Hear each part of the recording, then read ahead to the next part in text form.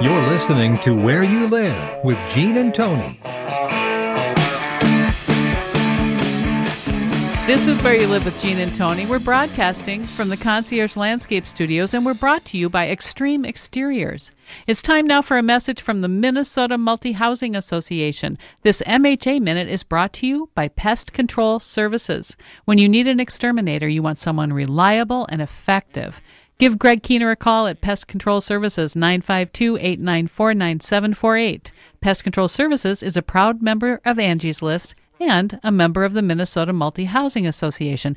That's Pest Control Services, 952-894-9748, and tell Greg that Gene and Tony sent you. Do you need products to successfully run your rental property business? Interested in a class about fair housing or rekeying locks? Want to use the plain language lease that is used by the majority of rental property owners in Minnesota?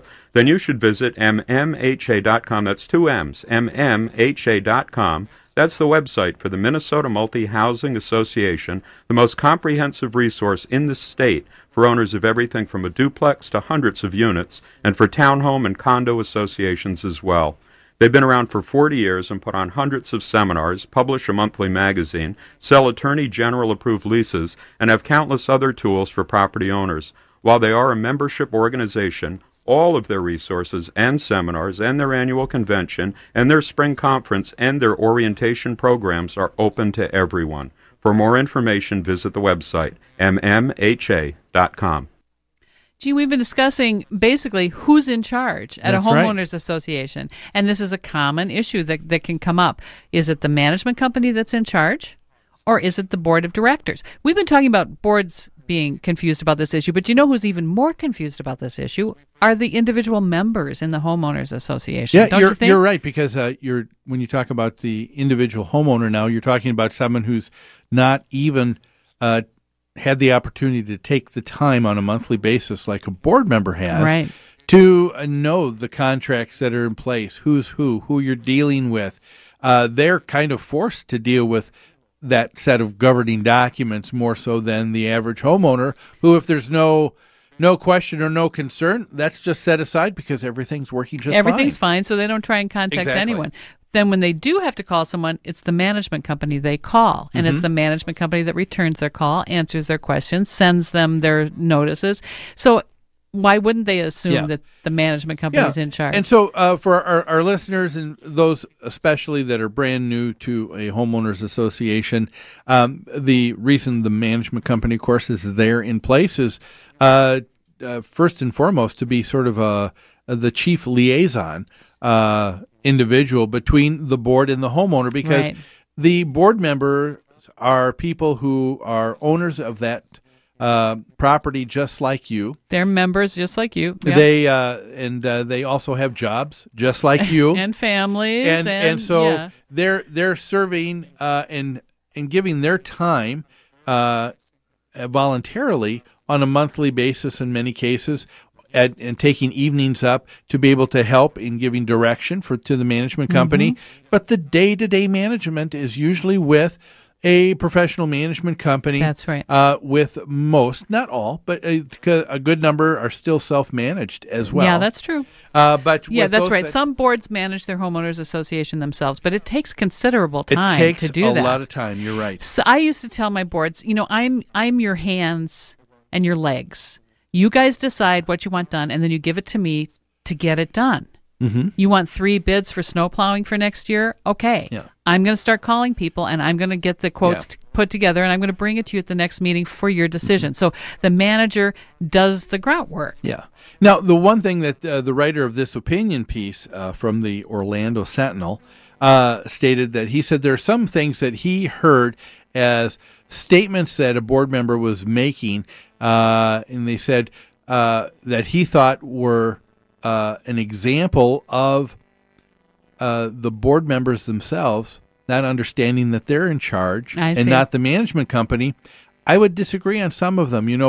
When he said he heard, questions like, well, our property management company told us thus and such. We have to hire this contractor. Yeah, and what I think that person may not be understanding is there could be so much more to that statement. When someone says, yes, our management company says we have to use this vendor, it might have been in the context of last month at the meeting, we don't like these people, but we've got a contract for another year that you can't get out of. So we have to continue with this trash hauler. Otherwise you're going to pay some penalties. Yeah, good point. So it's not just quite as it appears on the surface. That's right. You know what I mean? Right. That's right. And so it may be the management company stepping in and making recommendations and not saying you have to do this. They're just saying we've been in this position before. We advise you to do this. And you think that's a very important function of the management company? It is, very much so. I think people don't like to see a management company that's just an order taker. They want people who have experience. They want people who is going to be able to help them and guide them. Now, at the end of the day, after the decision is made, it's clear cut that our job as the management company is to obey. That's right. It's one of the fiduciary responsibilities and role that we have and duty to our clients. And that's not an option. The only time that you can go without having to obey is if in following through with that order, it would have been breaking the law, and then in that case, no, then you don't. In that case, you should be advising your board of that.